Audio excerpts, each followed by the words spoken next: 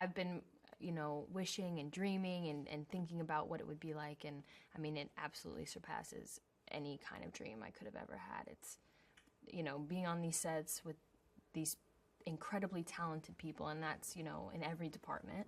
I'm in awe. I mean, it's like again, landing on Arrakis. It's a real place, it feels like.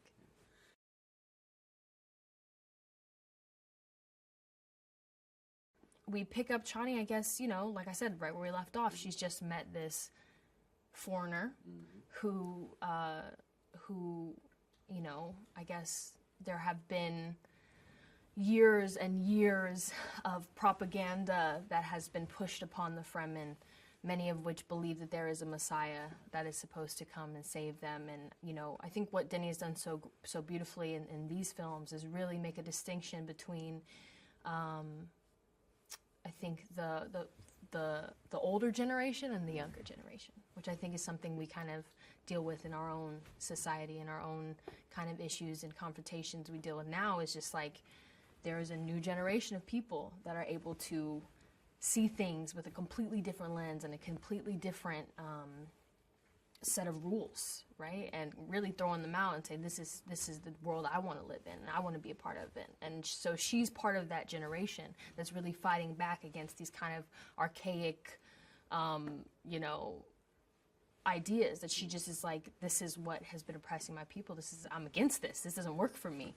And so I think the entire kind of journey for her is sensing a sincerity and an honestness and a openness to learn and grow from Paul, and that's like really quite, I don't know, it's hard for her to digest, because she has these feelings of wanting to trust him and falling in love with someone, but also hating what they represent at the same time. And I think that that's really, really difficult for her, because she cares about her people, I think, more than anything. She just wants what's best for her community, the people that she loves, the planet that she loves.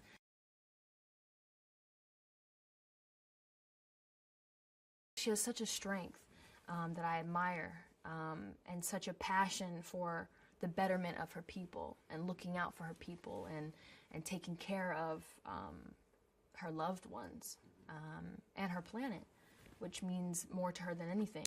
So, I love very hard as well. And, I like to think that in whatever I do, I have a much easier job than she does, because I am not a space warrior. But I think in whatever I do, I do try to do it with the best sense of heart and integrity. And I want to lead with what I feel like is right, not just for myself, but for the people around me. And so I think that is something, integrity, I think, is a massive word for her.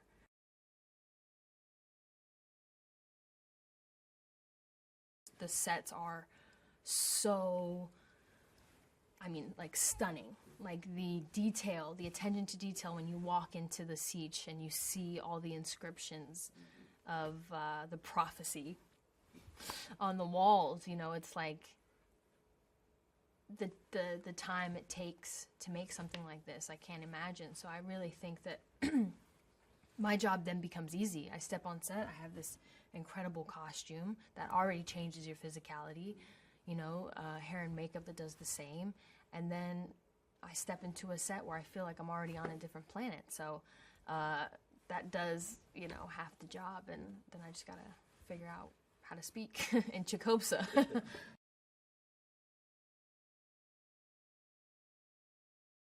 We didn't really know each other at all before the first film, and then over the span of the years that it took to come out and after, we became very close, and now he's like my brother. He's like family to me.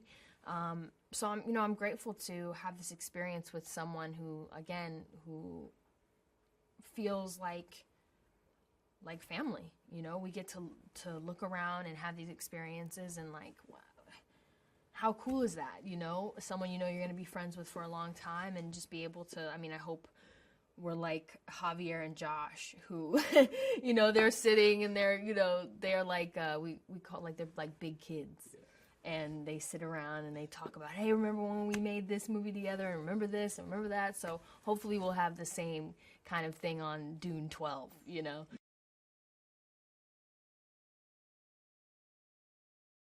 I only got a few days getting to watch Mr. Walken, which was crazy. I was so nervous. I barely even talked to him, you know. I was just like, hi, sir, you know, like, but, you know, his presence just walking in the room, you're like, oh, you know. So he feels like an emperor for sure.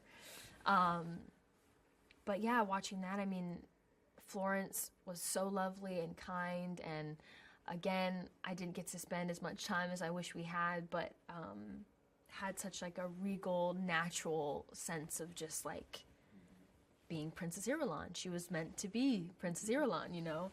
And then Austin, who brought this, like, who is a lovely, kind person, but has somehow transformed into this like evil, terrifying, you know, beast.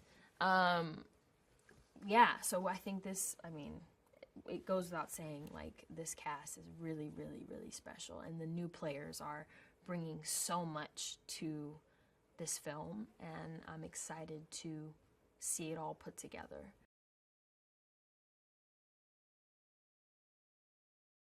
The Atreides fight different than the Harkonnen, fight different than the Sardaukar, fight different than the Fremen. So that was really special to see, and also to watch them kind of implement those styles and learning those styles.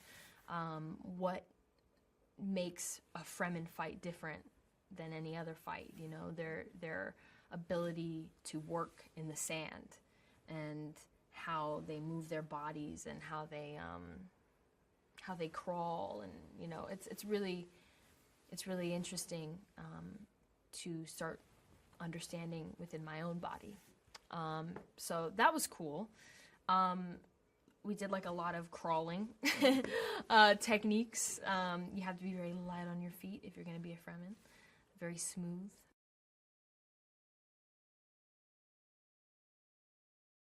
It's really, really magical. And again, there's concepts and there's ideas that are kind of so far out a little bit that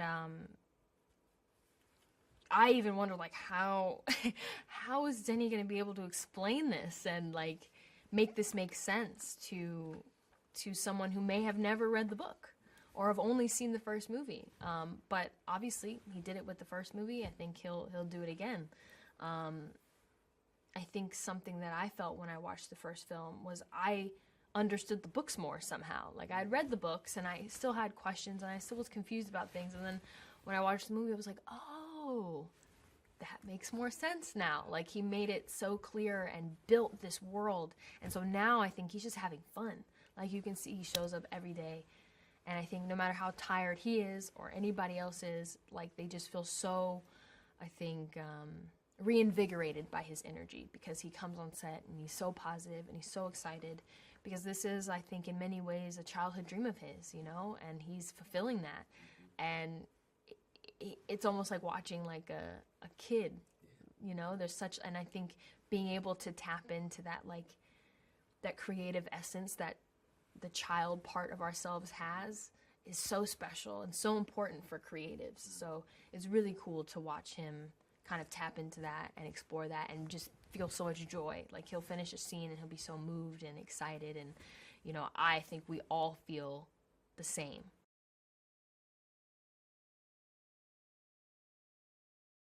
Just enjoy escaping to another world, and whatever resonates with you, take that with you, and think about it and discuss it. Hopefully those are good concepts and ideas.